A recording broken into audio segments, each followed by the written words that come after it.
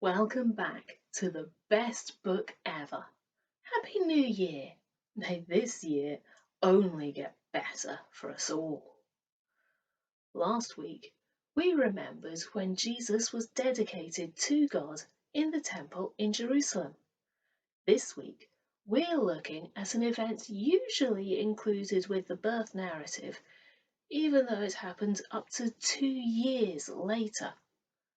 Turn with me to Matthew chapter 2, verses 1 to 12. After Jesus was born in Bethlehem village, Judah territory, this was during King Herod's kingship, a band of scholars arrived in Jerusalem from the east. They asked around, "Where can we find and pay homage to the newborn King of the Jews? We observed his star in the eastern sky that signaled his birth. We're on pilgrimage to worship him." When word of their inquiry got to Herod, he was terrified.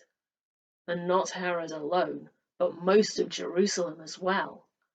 Herod lost no time. He gathered all the high priests and religious scholars in the city together and asked them, "Where is the Messiah supposed to be born?" They told him, "Bethlehem, Judah territory. The prophet Micah wrote it plainly. It is you, Bethlehem, in Judah's land, no longer bringing up the rear. From you will come the leader, who will shepherd rule my people, my Israel." Herod then arranged a secret meeting with the scholars from the east. Pretending to be as devout as they were, he got them to tell him exactly when the birth announcement star appeared. Then he told them the prophecy about Bethlehem and said, "Go find this child, leave no stone unturned. As soon as you find him, send word, and I'll join you at once in your worship." Instructed by the king, they set off. Then the star appeared again, the same star they had seen in the eastern sky, and it led them on until it hovered over the place of the child. They could hardly contain themselves. They were in the right place. They had arrived at the right time. They entered the house and saw the child in the arms of Mary, his mother. Overcome, they kneeled and worshipped him.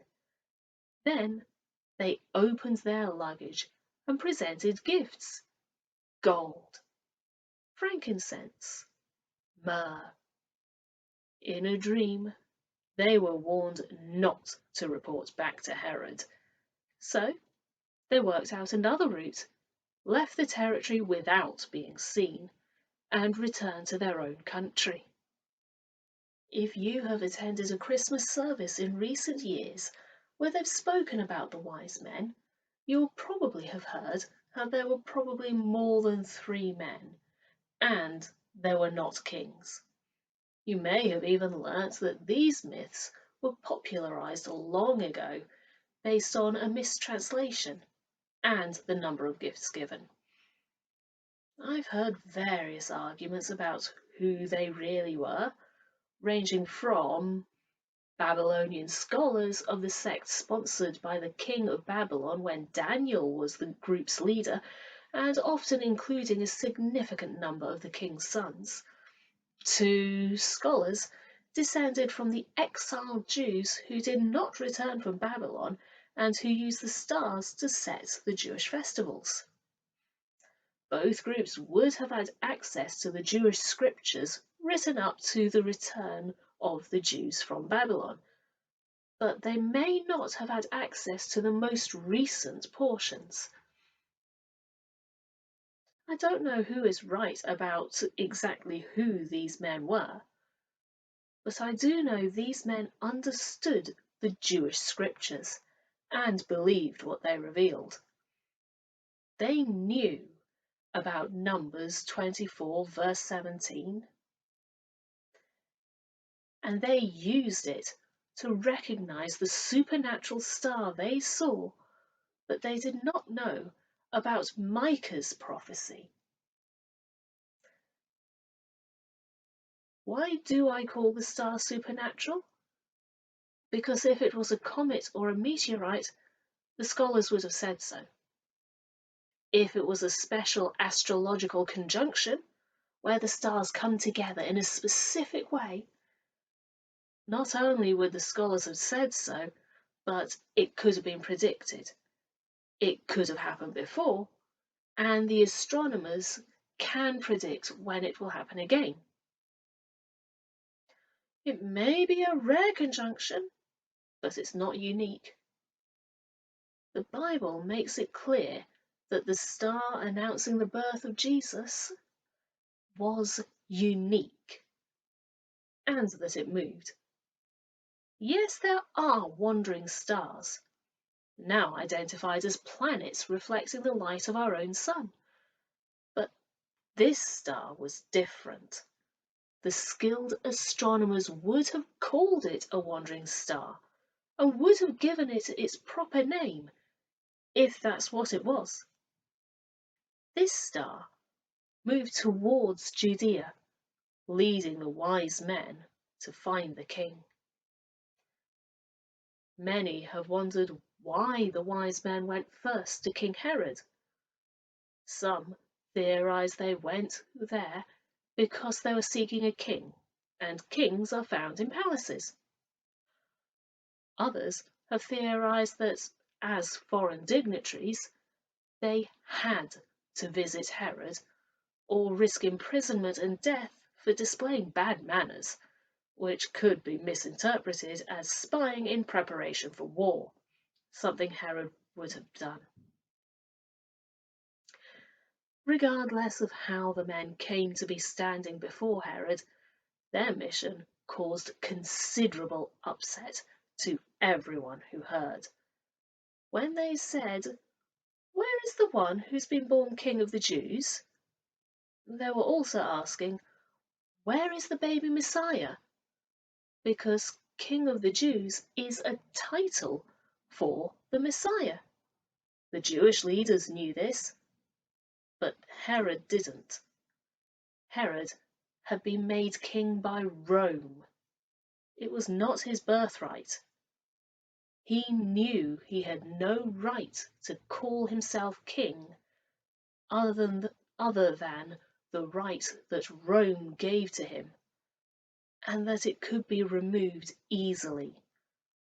He feared people who could steal his crown, and frequently killed his rivals, including his own sons. He thought that if the legitimate heir to the throne in Judea had been born, he had to act fast.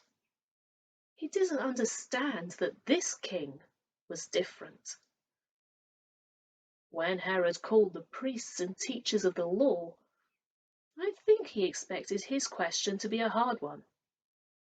Why else would he call all of them together before posing the question, "Where will this king be born?" Was he surprised when the answer came immediately and without any consultation? Interestingly, I've just learnt that the word translated ruler is the Hebrew word moshel, and that this word is linked in Jewish thinking with Messiah, son of Joseph. I'll speak more on that topic in another series. 2 weeks ago, we found baby Jesus was born in a stable. But here, the wise men are recorded as greeting Jesus in a house. These events happened up to 2 years after Jesus was born. But more on that time frame next week. 2 years is a long time.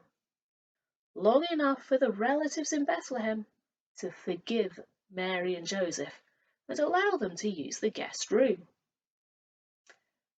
Long enough for the family to begin renting a house and to put down roots. It must have been a surprise when these foreigners arrived at the door, asking to see the new king, and even more of a surprise when their gifts were presented.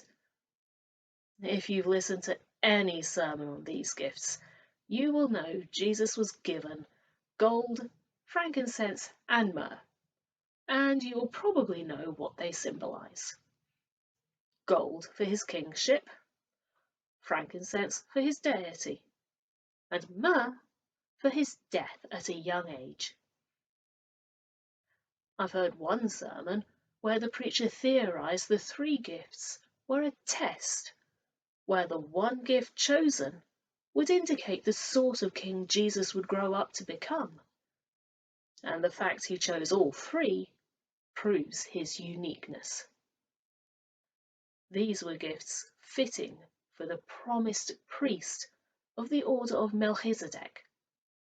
Melchizedek was the priest Abraham met near Jerusalem when it was still called Salem. He was also the king of the city of Salem, and he was believed by the people to be a god. Jesus came as the Son of the true God, King of all creation and High Priest in the heavenly throne room and temple of God. He came with work to do.